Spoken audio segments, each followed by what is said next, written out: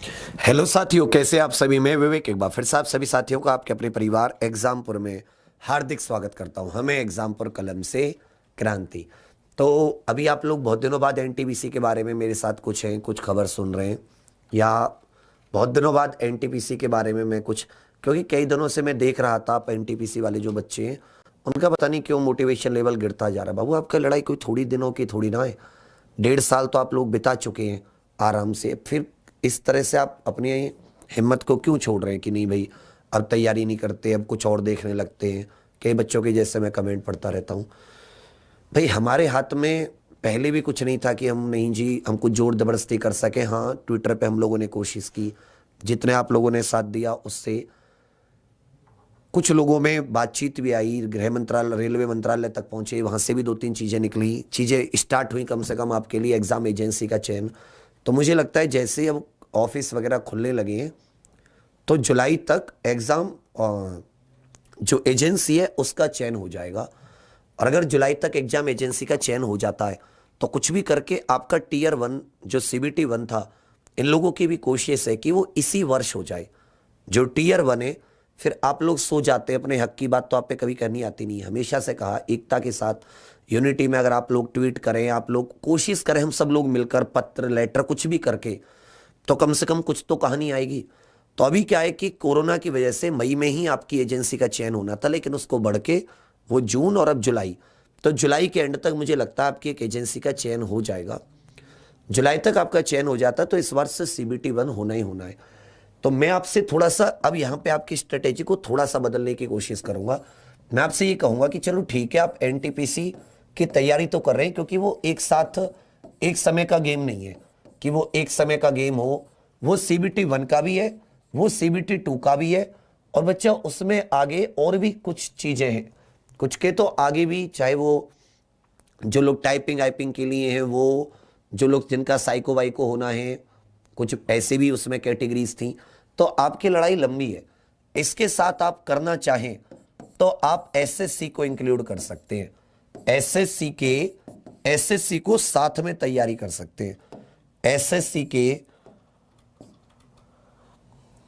मतलब एसएससी को आप साथ में लेके चल सकते हैं। भाई मैथ आपका कम से कम इतना हो चुका है। आप ये कुछ लोग समझ लेते हैं कि एसएससी का मैथ अलग होता है, एनटीपीसी का अलग होता है, ऐसा कुछ नहीं है। भाई मैथ तो मैथ ही है। ये हो सकता है कि सीजीएल के सीएचएसएल के सीपीओ के, सीएचएसएल में तो खैर कोई अंतर ही नहीं है। सीपीओ मान लेते हैं कि 10-15% कुछ थोड़ा सा हार्ड आ जाता है, 90% तो दोनों की चीजें सेम होती हैं। तो चाहे जैसे मैथ की बात करें, जीके में भी कोई अंतर नहीं है। रीजनिंग में तो आपकी एनटीपीसी वाली जो रीजनिंग है वो थोड़ी हाई लेवल की है, जबकि एसएससी रीजनिंग तो बहुत कम। तो 3 सब्जेक्ट तो आप कॉमन तैयारी कर ही रहे हो, करंट अफेयर भी पढ़ रहे हो सब भी। और इंग्लिश में आप जानते हो संजीव सर भी हैं, राहुल अग्निहोत्री सर भी हैं, प्रिंस सर भी हैं, तीनों की क्लास चलती है। आपको इनमें से जिनकी क्लास पसंद आ रही हो, भाई थोड़ी सी, जैसे मैंने आपको कुछ दिन इंग्लिश की क्लास कराई थी, तो बस थोड़ा सा आपको दिमाग में अपने आप को, ये दिमाग अपने अंदर खुद को विश्वास दिलाने की जरूरत है कि ये सब्जेक्ट आसान है, मैं इसको कर सकता हूं बराबर तैयारी से, ये उतना टफ नहीं है। तो आप आराम से, कि जब आपके एसएससी के भी बहुत सारे एग्जाम इस बार आने हैं, सीपीओ का तो खैर डेट भी आ चुकी है कि आपका अक्टूबर नवंबर सितंबर के एंड में होना है। तो मैं चाहूंगा कि आप अपना थोड़ा सा फोकस इस तरफ कर दें, एसएससी को भी आप साथ में इंक्लूड कर दें। और अभी आपको याद हो कि 1-2 दिन पहले, शायद आपको नहीं पता, मगर जो मंत्री जितेंद्र सिंह है, केंद्रीय मंत्री, जिनके अंतर्गत ये एसएससी वाले डिपार्टमेंट आते हैं, तो जो कॉमन इंटरेस्ट टेस्ट की बात थी ऑल इंडिया, उसके बारे में उन्होंने कल फिर कहा है, कल ही कहा है। कल मैं उनका ट्वीट देख रहा था जिसमें उन्होंने कहा है कि बहुत जल्दी हम लोग उसकी एजेंसी पर, उस रिक्रूटमेंट एग्जाम पर काम कर रहे हैं, जो कॉमन रिक्रूटमेंट एग्जाम होगा, जो केंद्र की रेलवे हुआ, एसएससी हुआ, इनकी वैकेंसीज के लिए कॉमन एग्जाम, बैंकिंग वगैरह सब के लिए। तो फिर तो जाहिर सी बात है कि आपको फिर तब भी आपको इंग्लिश सीखनी पड़ेगी। तो अभी से सीख लीजिए, आपके पास समय, क्योंकि एनटीपीसी की आप इतनी ज़्यादा तैयारी कर चुके हो, ग्रुप डी की आप इतनी ज़्यादा तैयारी कर चुके हो कि अगर थोड़ा सा फोकस आप अगर इधर लगा दे तो कुछ भी नहीं है। उसके अलावा राज्यों की छोटी छोटी वैकेंसी आती रहती है, जैसे यूपी जेल वार्डर की वैकेंसी आई हुई है, कांस्टेबल, लेखपाल की आने की। तो छोटी छोटी जो राज्य की वैकेंसी आती है, चाहे राजस्थान की हो, चाहे यूपी की हो, चाहे बिहार की हो, एमपी की हो, एमपी जेल प्रहरी की, वैकेंसी की बात चल रही है, तो आप इनके लिए भी अपने आप को तैयार रखो कि जो पहले मेरे पास मौका आ जाएगा, मैं सबसे पहले एक नौकरी लेने की कोशिश करूंगा, सबसे पहले मैं उसको पकड़ूंगा। वो तभी हो सकता है जब आप अपनी तैयारी को थोड़ा सा, मतलब एक इंक्लूसिव समावेशी तैयारी बना लो कि एक तरफ ही बिल्कुल ध्यान ना देकर। एनटीपीसी की तैयारी तो आपकी इस कदर हो चुकी है, इतनी बार आपने मैथ पढ़ लिया, इतनी बार जीके पढ़ लिया कि सब चीज आप पे आती है। अब आप स्कोर भी आपका अच्छा आता होगा, अगर अभी भी आपका स्कोर कम है तो इसका मतलब कहीं ना कहीं फिर आपको दिक्कत है। अगर अभी भी आपका स्कोर उस लेवल का नहीं है, अब तो उन लोगों के लिए भी जो कहते नहीं जी हमें तैयारी का समय मिल गया, अब तो आपको भी समय से ज्यादा समय मिल गया। एक तो होता है समय का मिलना, एक होता है ओवर समय का मिलना। अब तो ओवर से भी ओवर हो गया। अब हम में से कोई शिकायत नहीं कर सकता नहीं जी मेरी तैयारी अधूरी है, मैं नहीं कर सकता, या मेरे पास समय नहीं था। और अभी भी आपके पास 4 से 5 महीने तो सभी के पास है CBT 1, क्योंकि जुलाई तक ही एजेंसी का चयन हो पाएगा और उससे भी 3-4 महीने तो चाहिए। इतना करोड़ों लोग हैं कि कहां कौन सी जगह कितना पेपर करानी है, किस तरह से करानी है। तो आप लोग से बहुत ज्यादा अच्छी से मैं एक बात कहना चाहूंगा कि अपनी तैयारी में थोड़ा सा अपना लेवल इस तरह से बढ़ा लो कि अगर राज्य की भी इंक्लूड कर पाओ थोड़ा बहुत, किसी हफ्ते में एक दिन राज्य को देकर बिहार स्पेशल पढ़ लिया, यूपी स्पेशल पढ़ लिया, राजस्थान स्पेशल पढ़ लिया, या एसएससी के साथ इंग्लिश आदि को भी आप इंक्लूड कर पाओ तो आपके लिए बहुत ज़्यादा जरूरी है। वो कहते हैं ना कि इंसान को इस तरह तैयार होना चाहिए कि कैसी भी उसके सामने परिस्थिति आए वो उनको तैयार कर, उसको झेल पाए, उन परिस्थितियों से वो निकल पाए, उन परिस्थितियों को अच्छे से झेल पाए। समझ रहे मेरी बात? समाधान। तो ये मैं आपसे कहना चाहूंगा। बाकी एनटीपीसी का जीके इससे बहुत आगे लेवल का, आपने वो सब तैयार कर लिया, चाहे फिजिक्स की बात हो, केमिस्ट्री की बात हो, बायोलॉजी की, एक जो जनरल तैयारी होती है। अब जरूरी नहीं कि आपको उसमें एकदम साइंटिस्ट बनना है कि अगर सेल की बात हो रही है तो सेल के अंदर घुस के निकल आना है, सेल के एकदम कोने कोने को गिन लेना है, ऐसा नहीं। एक जनरल जो चीजें होती हैं सामान्य, कभी कभी क्या होता है कि हमें आती हुई चीज हम रिवीजन नहीं करते और गलत करके आते हैं, और हमें कम चीजें आती हैं, हमने उनका रिवीजन करा होता है, तब भी हम ऑप्शन को डिलीट करके आंसर दे देते हैं। ऑप्शन को डिलीट करके हम लोग आंसर दे देते हैं। तो मैं चाहूंगा कि आपकी जितनी तैयारी है आप उसको बेहतरीन तरीके से अंजाम दें।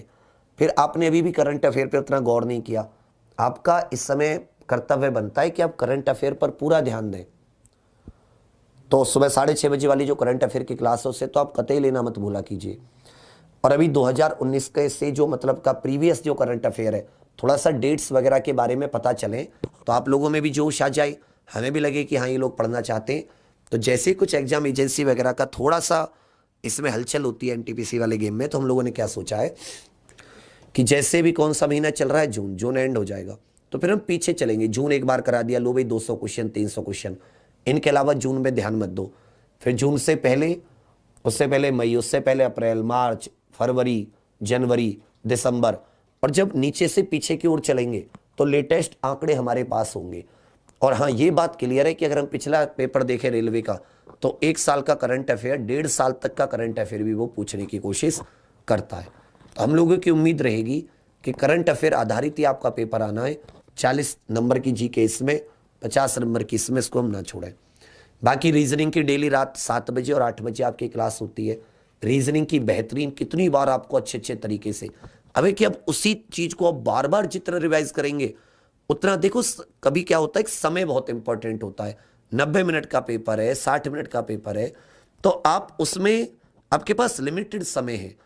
आप तभी कर पाओगे जब एक क्वेश्चन को आप 10 बार आपने किया होगा, आपको पता होगा कि मैं इस क्वेश्चन में समय कैसे बचा पाऊंगा। जैसे कुछ को लोग क्या होंगे कि मान लो उन्हें पता है कि एक मल्टीप्लाई है 188 की और 18 की मल्टीप्लाई, एक 8 की मल्टीप्लाई करेगा तब आंसर देगा, एक डायरेक्ट 18 की मल्टीप्लाई करेगा, तो वो 18 वाला कम समय लगाएगा। क्यों? क्योंकि उसको पता है कि मैं समय कहां बचा सकता हूं। तो आप बार बार रिवीजन करोगे तो आप अपना समय बचा सकते हो, जो कि आज के लिए बहुत ज्यादा इंपॉर्टेंट है, आपकी समय बचाना पेपर में, तभी आप ज्यादा क्वेश्चन कर पाते हो। साथ साथ जब आप बार बार रिवीजन करते हो चीजों का तो बच्चा आपकी एक्यूरेसी अच्छी होती जाती है। और आपने एक बार पढ़ा तो आप 100% कॉन्फिडेंस ही नहीं होता आपको कि भाई मेरा क्वेश्चन सही है गलत है। तो वहां पर एक चीज बहुत अच्छे से हम लोगों ने देखी है, आप एक्यूरेसी मेंटेन नहीं कर पाते। आपको एक्यूरेसी भी मेंटेन करनी है आपको टाइमिंग भी इस तरह से मैनेज करना है, टाइम भी इस तरह से मैनेज करना है कि आप अच्छे से सॉल्व कर पाए। उसका है कि जो आपको आता है उसको बार बार रिवाइज करें, और जब आप देखना कि छोटी छोटी ऐसी चीजें आप खुद से निकाल पाओगे जिनमें आपका समय बचेगा, आपकी एक्यूरेसी बचेगी। तो रात 7 से 8 बजे रीजनिंग की, सुबह 8 बजे और रात के 9 बजे, सुबह 8 बजे और रात के 9 बजे ये आपकी मैथ की क्लास चलती है अभिनंदन सर के साथ रात 9 बजे।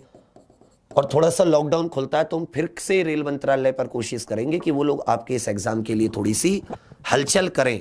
थोड़ा लॉकडाउन ओपन हो जाता है, आने जाने की आवाजाही हो जाती है, तो हम लोग फिर से कोशिश करेंगे और वहाँ पर अपने जाकर कुछ ज्ञापन व्यापन देने की, उन लोगों को थोड़ा दबाव बनाने की, भाई आप लोग इस एग्जाम के बारे में थोड़ा मतलब ईमानदारी से गंभीरता से कुछ निर्णय लीजिए, एक टाइम फ्रेम देने की कोशिश कीजिए। वो बात सारी यूनिटी पे आके टिक जाती है, यूनाइट होती है जनता तो पता नहीं क्या करा लेती है। तो सुबह 8 बजे और रात के सुबह 8 बजे आप प्रैक्टिस करते हो, रात को सर के साथ आप सीखते हो, और आपके कितने अच्छे अच्छे क्वेश्चन लेकर आते हैं। आप किसी से मिला लेना यूट्यूब पर, मैं ऐसे ऐसे लोगों को जानता हूं जो 10 जगह पढ़ा चुके, उन्होंने यहां भी वही क्वेश्चन कराए, हर जगह वो वही क्वेश्चन करा रहे, कुछ नया और वही ट्रिक, क्योंकि उनकी ट्रिक उन्हीं क्वेश्चनों पे बैठती है। बट आपके लिए अलग अलग तरीके के क्वेश्चन लेकर आते हैं कि यार भाई आज इतना कॉम्पिटिशन है, 1 करोड़ लोग से ज़्यादा फॉर्म भरे हुए हैं, पेपर वाले को भी ये पता है कि 35,000 वैकेंसी है, तो मुझे क्वेश्चन का लेवल इस तरह से रखना होगा कि मैं 35,000 बच्चों को निकाल पाऊँ। तो ऐसा तो है नहीं कि वो हलवा क्वेश्चन को रख देगा कि 1 करोड़ के 1 करोड़ कर लाएं। 1 करोड़ के 1 करोड़ अगर कराए तो फिर कैसे 35,000 उसमें से आएंगे। तो वो क्या रखता है कि पेपर में एक वेरिएशन रखता है, वैरायटी रखता है, हल्का रखेगा, औसत रखेगा, बहुत बढ़िया पेपर भी रखेगा, कुछ क्वेश्चन बहुत अच्छे लेवल के रखेगा। सिलेक्शन उसी का होगा जो तीनों को करेगा, हल्के प्रश्न को भी, जो मीडियम लेवल का क्वेश्चन होता है उसको भी, और जिसको आप हार्ड कहते हो उसे भी कर पाएगा। और वो करेगा कौन? जो रेगुलर तैयारी करेगा, विविध प्रकार के प्रश्नों को देखेगा। कहीं से भी आप कई लड़ाई, आपका कोई भी, कहते हैं ना जब लड़ाई लड़ी जाती है, आपने बाहुबली पिक्चर देखी होगी, उसमें देखा है कि मतलब हर एक छोर को, सेना को बचाना बहुत जरूरी होता था। कोई भी कमजोर अगर पड़ गया तो वहीं से सेना युद्ध हार जाती थी, दुश्मन वहीं से उनके घेरे में प्रवेश कर लेता था। तो यही जरूरी है आज के समय में, इतने कंपटीशन में। इसी तरह ग्रुप डी वाले बच्चे, तो भाई ग्रुप डी वालों का भी अभी इनकी तरफ से तो इस मामले में तो कोई, क्योंकि इनके आप लोगों का तो खैर जो शुरुआत की डिटेल्स होती है वो सब पब्लिश वगैरह हो चुकी थी, लेकिन उसके बाद में ना तो कोई एग्जाम एजेंसी को लेकर इनका कोई आया ही नहीं। तो ग्रुप डी में भी वही है, इसमें तो खैर ज़्यादा कुछ है भी नहीं। साइंस पोर्शन पे थोड़ा स्पेशल ध्यान देना है, करंट अफेयर स्टैटिक पोर्शन पे जीके हो जाएगा, बाकी मैथ और रीजनिंग है। तो थोड़ा सा अगर ये लॉकडाउन खुलता है तो हम अपनी तरफ से पहले की तरह और भी कोशिश करने की करेंगे कि किस तरह एनटीपीसी को बेहतरीन बना सकते हैं। एक आप लोगों से, ताकि जिसको अपनी तैयारी पे थोड़ा उतना है कि भाई मेरी तैयारी उतनी लेवल की नहीं है, या मुझे और अभी बिल्कुल जीरो से पढ़ना है, तो और या रिवीजन करना है, तो अपना एक परिवर्तन बैच था, हालांकि उसकी डेट पूरी होगी लेकिन अभी भी वो अवेलेबल है, अगर आप लेना चाहें तो। वो एनटीपीसी ग्रुप डी के लिए परिवर्तन आपको बहुत मदद करेगा, बहुत ज़्यादा हेल्प करेगा। ठीक है, तो चलिए आप हिम्मत मत हारिए, हौसला रखिए, और अपनी तैयारी जैसे मैंने समझाया थोड़ी वृहत कर दीजिए, और चीज़ों को भी इंक्लूड कि अगर मान लो इसमें कोई दिक्कत होती है तो मैं स्विच कर दूंगा, मैं कुछ मतलब जो भी मेरे सामने पहले आएगा मैं उसकी तैयारी करूँगा। बाकी आपका एग्ज़ाम होगा और जल्दी हम लोग भी जैसा हमसे बन पाएगा एग्ज़ाम एजेंसी को लेकर इन सबसे कहेंगे कि भाई आप लोग थोड़ा सा इसको गंभीरता से लीजिए, इसको हल्के में, लाइट वे में मत लीजिए। बाकी परिवर्तन वाले बच्चों के लिए जितने भी आपने लिया, एक और खुशखबरी है कि कल से मैं परिवर्तन में स्ट्रेटेजी की जो मेरी है उसे मैं शुरू कर रहा हूँ, और बहुत अच्छे से अच्छे लेवल की स्ट्रेटेजी के, क्योंकि मुझे पता है स्ट्रेटेजी के आपके लिए बहुत ज़्यादा मदद करेगी, बहुत ज़्यादा नहीं बहुत ज़्यादा मदद देखना। तो चलिए फिर आज की क्लास को यहीं पे समाप्त करते हैं। हौसला रखिए, खुश रहिए, आपका समय भी आएगा, जरूर आएगा। इतने दिन गुजार लिए, तैयारी करते रहिए, कुछ समय और गुजार लीजिए, दिन आपका भी जरूर आएगा। और जिसने इन दिनों में अपना एक भी दिन इस तरह से पढ़ाई को नहीं छोड़ा होगा, वो बंदा एनटीपीसी निकाल के ले जाएगा, देख लेना आप। ठीक है भैया, चलिए फिर, थैंक यू।